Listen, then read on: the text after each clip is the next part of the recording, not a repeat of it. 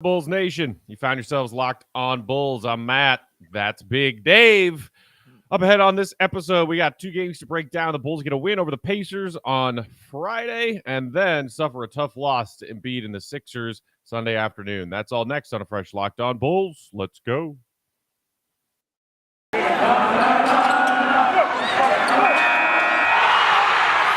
You are Locked On Bulls, your daily podcast on the Chicago Bulls, part of the Locked On Podcast Network, your team every day. Here are your hosts, Matt Peck and Big Dave Watson.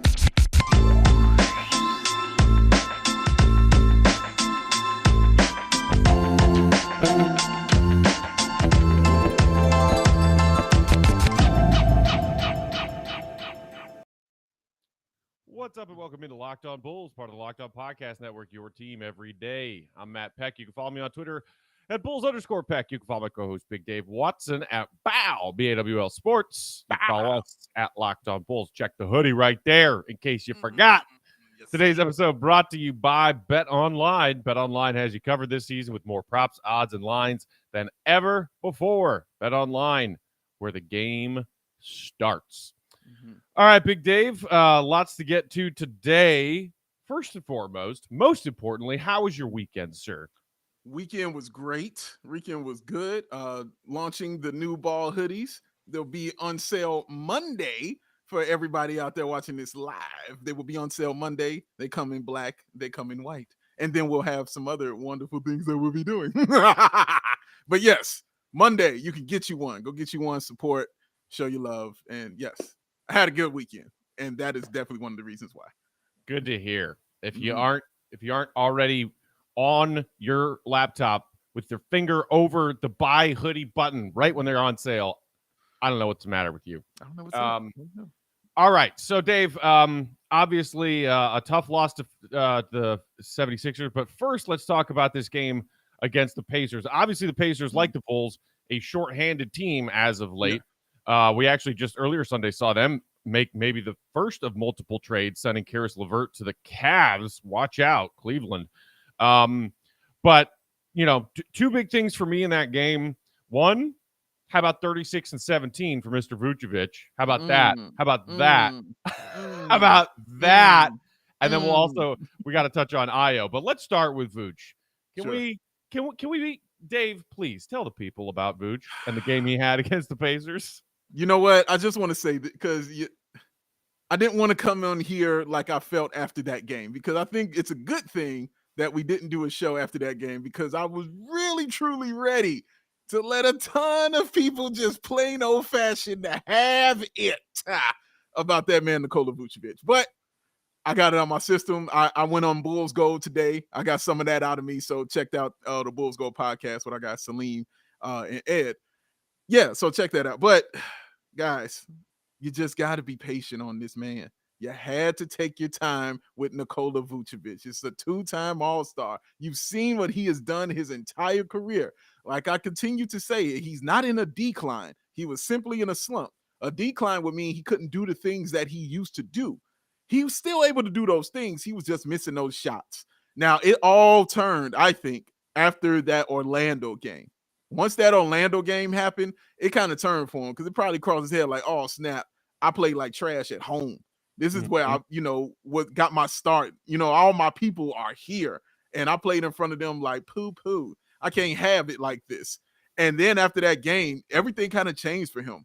But even if you want to go back further than that, because I thought just starting the month, he started playing well. He started doing a much better job being what we thought he was going to be. I talked about it from that Boston game that we lost, when he had, I believe, 26 and 16 or 24 and 14 and 6. I think that was his numbers. He played a great game. It just needed to be, you wanted it to be consistent. He had to figure out where he fit in within this offense. He's not used to being a third option. So now him being basically the second guy they go to because Zach is out, he started figuring things out. He said, oh, yeah, if my jumper's not working, guess I'm 7 feet tall and a kajillion pounds, and people have a hard time going up against me. So I'm going to go ahead and use that size. The other thing that helped, how about Ayo? Ayo in the point guard play. Ayo penetrating and giving him easy buckets to get him started and get his confidence going. Then he started rolling to the rim more. Then you started seeing a bunch of the up and unders. Then you started seeing that jump shot working. Then he said, uh-oh, I can step back and take this three. Oh, wait a minute. I am this damn good. Yeah, you are. You're Nikola Vucevic. I don't want to hear people talking about, oh, David did it against the Pacers. Okay, it wasn't enough guys out there. It's the Pacers. Well, really, go check Tony Bradley's stats then. He must have dropped 30 and 10 then too, right? Tony Bradley must have had a career night against them as well. Oh, no, because Tony Bradley ain't that dude? Yeah, no, 0. That's what happened, all right? Nikola Vucevic is a true star in this league. You have to have the respect for him. Let your respect and love be as loud as your hate.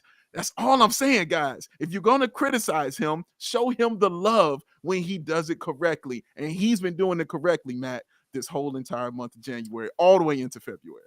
You know, like obviously Billy Donovan and the Bulls were looking to get Vooch going early and often against, as you mentioned, a very small Pacers lineup. I mean, that is maybe one of the smallest lineups I've seen tiny.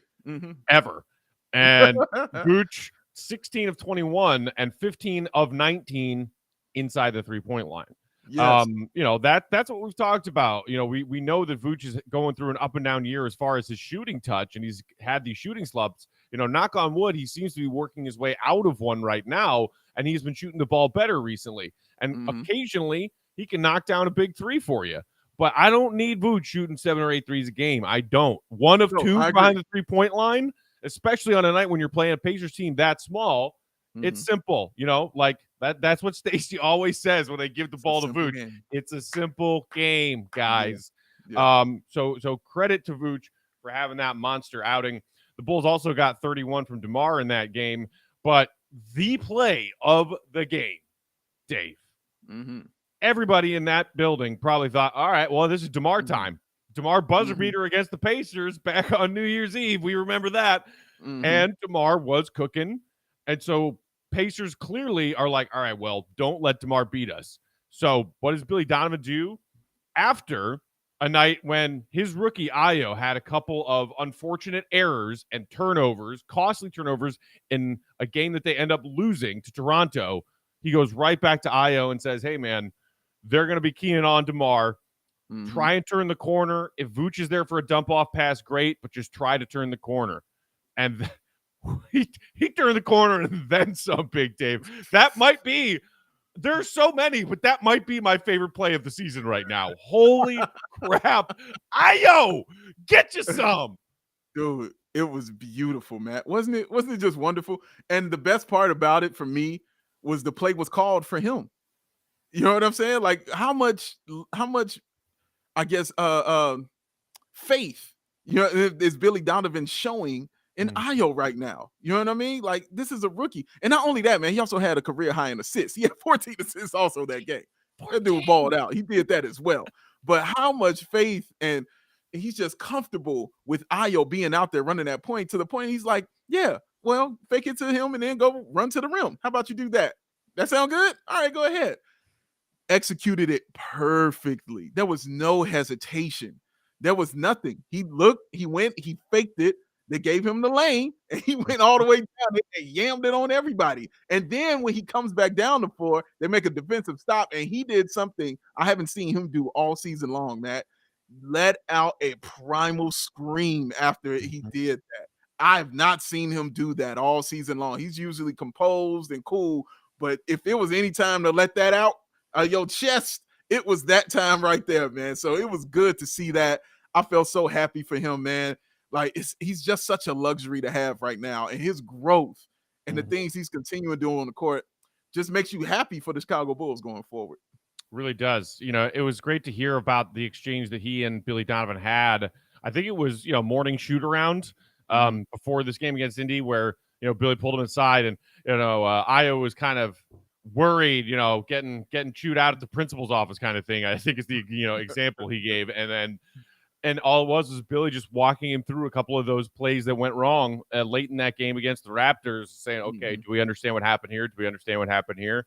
All right, go have a heck of a game tonight. I mean, that's just the latest example of the ways in which Billy Donovan, to his credit, is not just a player's coach, a term that gets thrown around a lot, but a guy who can take a learning opportunity like that Raptors game and those Ayo turnovers and turn it into a positive to still put his confidence in that young man to be like, hey, man, DeMar's going to be our points getter, especially while Zach is out, our lead points getter, and we got Vooch out there, but you're running things. Like, he's given Ayo the keys, essentially, to the Bulls' car right now, and it's awesome for Ayo, and I'm glad that Billy is doing that. All right. We also, unfortunately, have to talk about this loss to the Sixers. That was a tough one. Credit to the Bulls for fighting, though. We'll talk about all of that.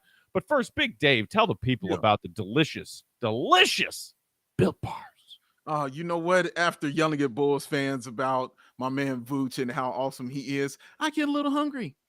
Get a little verklempt. You know what I'm saying? I just want some sustenance put inside of me.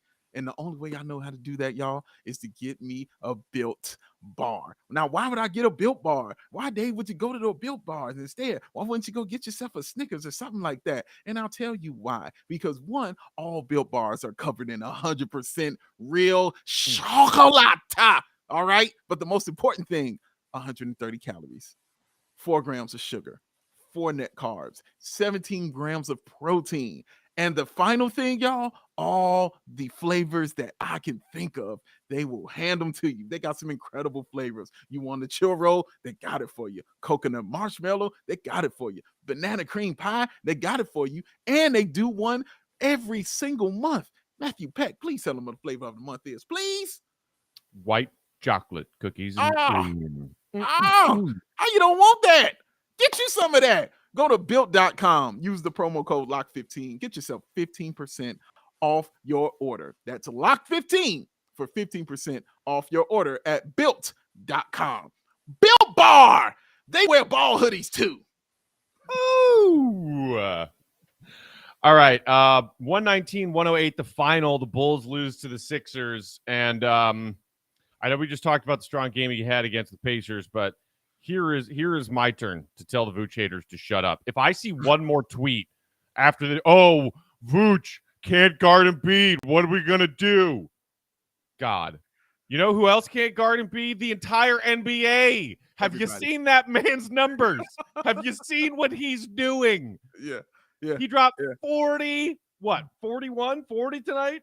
Yeah, cool. You want to blame all of that on Vooch? Okay. Be my guest. You're wrong, but go ahead. Have at it. DeMar had a monster game himself with 45. You know why we lost this game? It wasn't because Vooch can't guard Embiid. It's because the Sixers role players chipped in and the Bulls didn't. It's because the Sixers beat the Bulls behind the three-point line. Yep. That's what Billy Donovan talked about after the game.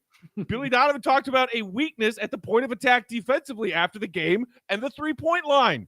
And go back and look. That's where the game was won for Philly and lost for the Bulls. There it is, ladies and gentlemen. I don't even know why people would even mention Vooch on this one, personally. The one thing I wanted to see from Vooch, and my man C-Dub talked about this as well, he didn't want to see Vooch get rolled and not respond. He didn't want to see Embiid come out there like he did in that previous game. How Embiid just basically took his heart and nothing. There was no response from Vooch at all. You wanted to see some fight in Vooch. You wanted to see him compete in that because he is a really, really, really, really good NBA center. And you saw that. Put up 23 points, 7 rebounds, 5 assists. That's a pretty good damn game. All right.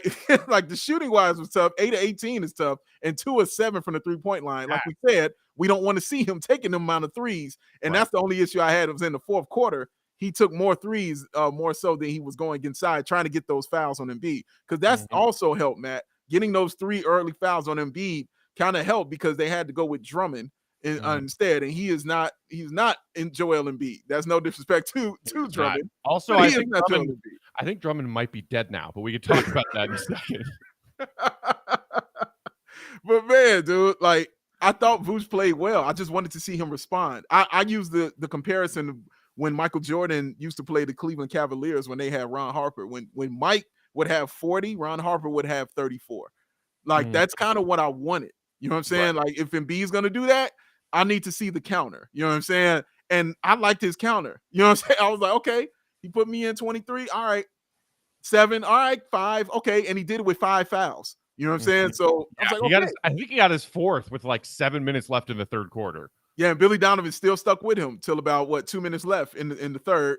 You know what I'm saying? Which I thought was really big. I thought those were some really big minutes because they got close, but it felt like Sixers had them like at arm's length, even though they got to 4 a couple of times. It still felt like that way. But yeah, man, Embiid is a monster. Like, I'm not mad, you know what I'm saying, that you couldn't defeat the monster.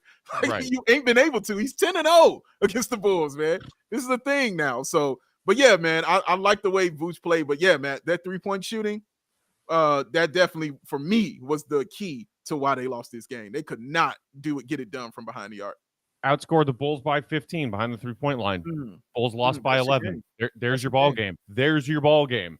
My God, I mean, DeMar 45 and 41 minutes, and oh boy, I hope he gets himself a nice night's sleep tonight because you got Phoenix on deck tomorrow. But for real, Embiid's 40 came in 32 minutes. Dude put up 40 points in 32 minutes. And look, I think the other key to this game that was frustrating to watch is that when Embiid does get these long breaks in the course of, a Doc Rivers rotation, and Embiid is off the floor, the Bulls were not capitalizing on those minutes and those stretches where Embiid was not on the floor. You should, if you are the Bulls, say those are minutes we have to win. Yeah. And credit to the Bulls that after the Sixers made that run in the fourth quarter and stretched that lead out to, 17 at one point, when Embiid checked in and Embiid was like, give me the damn ball, bucket, bucket, bucket. You're like, all right, well, this is over. No, the Bulls fought back, and to their credit, but they were in a position of needing to fight back like that because I thought they didn't really capitalize on those significant minutes where Embiid's not on the floor. Yeah, I completely agree with that. And that's something Doc's been doing all season long. That just wasn't something he did against the Bulls. He's been doing that all season long. He'll give Embiid these nice long periods of breaks to let him get in and do his thing like that, because he's shown you that in the fourth quarter, having that dude rested and ready to go is vicious. Man, did you see the way he was scoring? I mean, he scored in so many ways. Like, you wanted the jump shot, cool. You wanted the fadeaway, cool. You want him to take it the length of the floor all the way to the bucket, cool. You want the three-pointer, cool. You want him getting the line, cool. The weaknesses are not on display. Like, however do you want it, he got it to you. Dunking, layups, hook shots. He has such an array, and his footwork is insane. Like, it's incredible to watch him play. So anybody having things to say about what Vooch was doing against him, who you want to throw out there on him? That's all I want to ask you. Who you want to throw out there on him? You throw your best defender out there on him, man. He's still gonna give him that work. That's what he does, man. But yeah, Matt, for me, it was just that 3-point shooting for me, Matt, and the lack thereof of it. And this was the first time for me, and I know it has before, but this was just the first time for me it was so glaring. And I'm not saying it hasn't been for other people at other games, because I'm sure it has been. For me, it was just more glaring in this one. Maybe it was because, Kobe White wasn't out there and Zach wasn't out there. I didn't really have my shooters out there. Of course, Lonzo and Caruso aren't. I was going to say, not to mention Lonzo and Caruso. Right. Of course, they're not out there either. But just knowing that who I'm looking at, I'm like, okay, I got Matty Legend out there. I got Ayo out there. And I got Javonte Green out there. Like, that's who I'm looking at to get my 3-point shots from. And then I got to let DeMar take 2. You know what I'm saying? Like, he doesn't do that. So, yeah, it's tough, man. I mean, yeah, like you said, we don't like seeing those 7s in 3-point attempts in Vooch's box score. But you need some kind of 3-point shooting from somewhere. And look, we've talked about how the Bulls this season were the NBA's best, or always near the top of the NBA in 3-point percentage, but all the way down at last in the league in volume of 3-point attempts.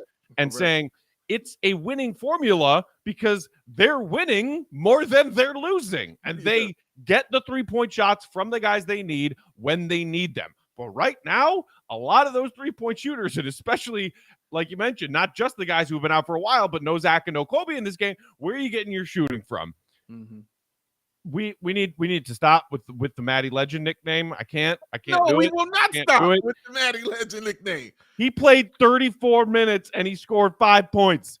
He was 2 of 10, 1 of 7 from behind the 3-point line. And look, Billy did it in a supportive way in his post-game interview, but he said, Matt had some good looks that we feel confident in him taking, today that he would knock down. Just didn't knock him down. Legends fall sometimes, Matt. This is how they become legends. Also, Matt Thomas almost hurt Ayo, and I was going to be so ready to kick him off my team. I can't defend that. I can't defend that. The only thing I can tell you is my heart fell out of my butt when that happened. I was like, not another one. The only thing I can tell you is he tried to take out Embiid at the same time. So he tried to give you one on, one off. You know what I'm saying? But yeah, I thought that too. I was like, if he's taking out Ayo, I can't defend you no more, Matt, bro. You take out Ayo. There's nothing I can do, bro. You're on your own on that one, man. But Ayo's tough. You know what I mean? He got up, man. But yeah, no, Matt had a terrible game shooting, man. That 1 for 7 was tough. He hits a couple of those threes. It changes things. But for me, Matt, it was Troy Brown Jr., because I don't even think he would have got those 30 minutes if Troy Brown Jr. was actually out there looking like an NBA player. Troy started and played 22. Yeah, bro. Like he just ain't have it. Like, it's really that simple. He did not have it. And I want him to, because he makes things so much simpler when he can hit those baseline threes. It's so much simpler for him to hit those shots, man. And when he's not hitting those, it's just like he disappears. And it's so strange because I know he's a solid two-way player. I know it. I've seen him be a solid two-way player. I've seen him play solid defense, start the break with his, length and getting the steal. And I've seen him be a knockdown shooter, you know what I'm saying, from the corner. Like, I've seen those things happen. It just hasn't clicked yet in the past few games, especially. It just really ain't clicked for him, man. And man, I don't know, man, but if he's not playing well, that's what gets Matt Thomas in there playing 30 minutes is Troy Brown Jr. not playing well. He plays well, you let Matty Legend have a seat. That's really that simple. I mean, I know it's something between reports and rumors right now that the Bulls might be throwing Troy Brown Jr. and a second-round pick to bring in a piece, and maybe that package was specifically mentioning Dennis Schroeder.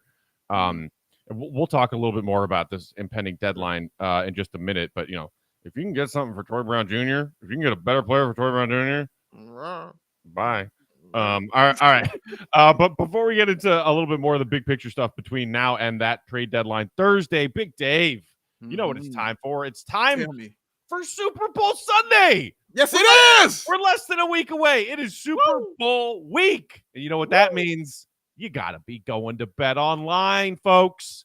BetOnline has you covered this season with more props, odds, and lines than ever before as football continues its march to the big game. BetOnline.net remains the best spot for all your sports scores and news this season. And it's not just football. BetOnline has up-to-the-minute info on pro and college hoops, NHL, boxing, UFC, along with live real-time updates of current games. Don't wait to take advantage of all the new amazing offers available for the 2022 season.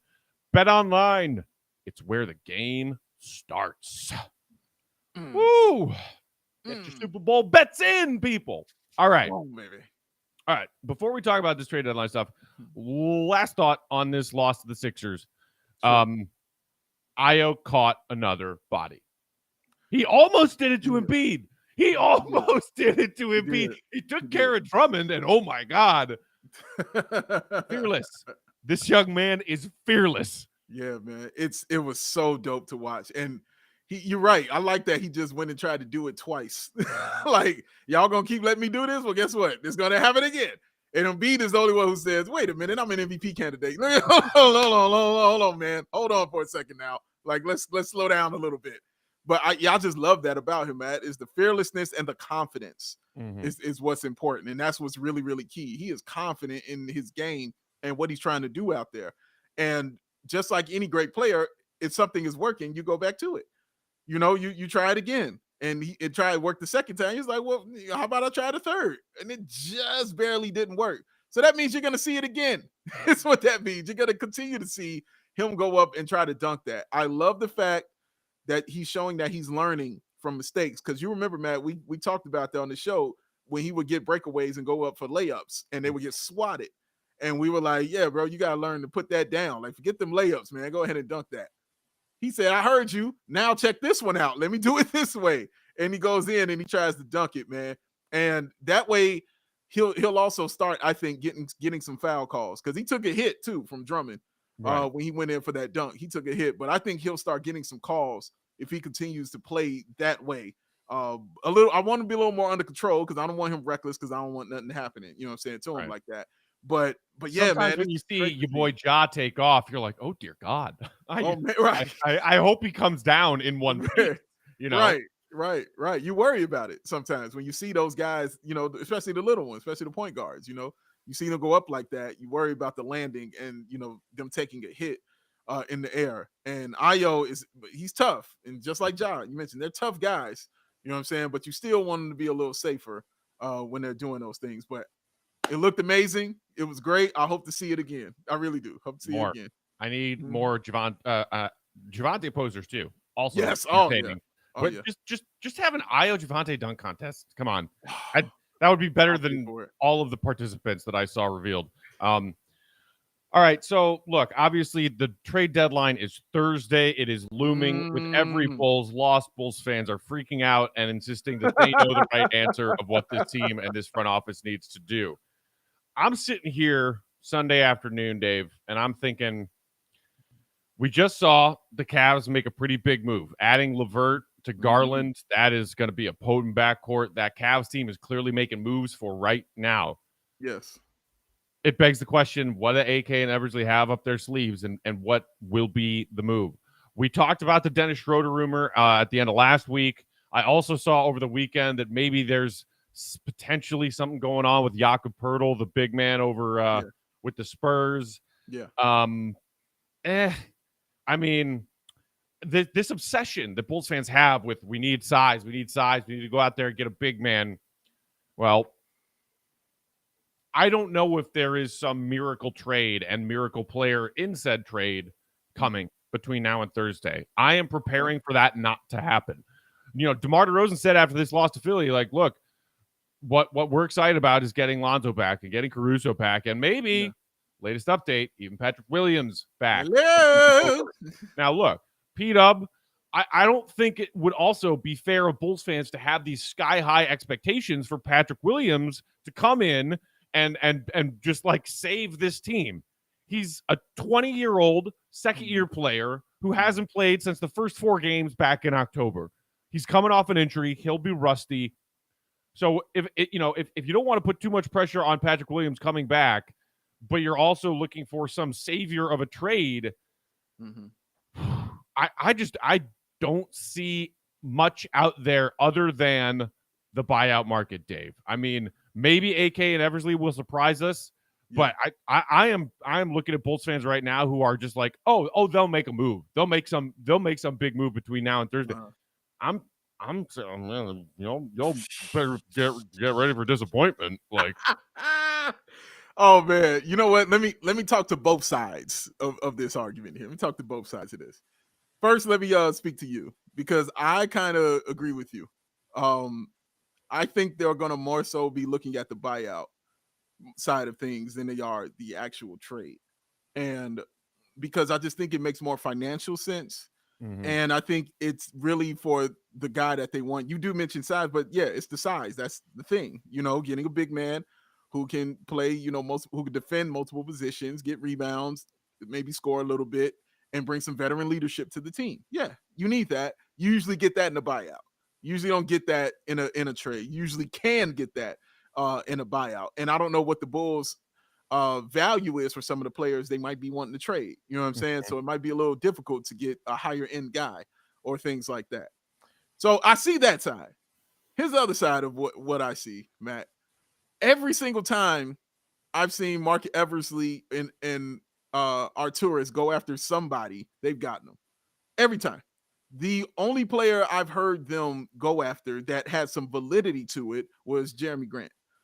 And that put Jeremy Grant back in my brain because I was like, but every time they go after somebody, they end up with that person. And it doesn't matter how improbable it is. You ain't getting Billy Donovan. Like, he's retiring. Well, he's on the sideline. DeMar DeRozan, get out of here. There he is. Oh, Caruso, he's not even on the radar. Well, he's in the Bulls uniform now. Like, every single person I've seen them set their sights on to get, they have gotten them. That's just how it's been. The only one that hasn't happened for was Paul Millsap. Right. And he still might end up here. You know what I'm saying? Like, it's still a possibility. So that's the other side of that they could end up making that trade. And Vooch, of course, Vooch, I don't want to forget the trade they made for him. Nobody saw that coming.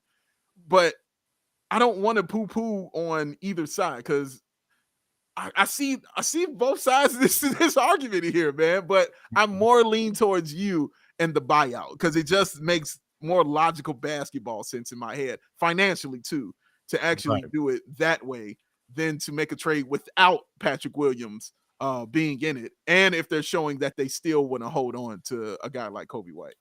Right. You know, I think Bulls fans need to figure out what exactly the framework is of what kind of trade they want them to see and where that player would fit. I mean, I'm not even talking to the people who are like, yeah, trade Vooch, get a bigger bit, get a bit better big, trade Vooch, get rid of.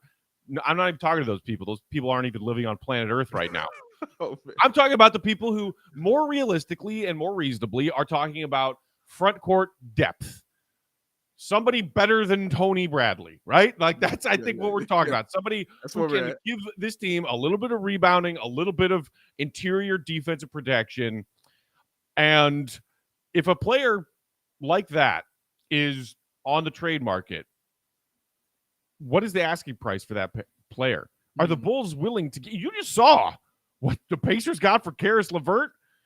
You know, Karis LeVert's a good player, but he's also kind of a streaky hit or miss player.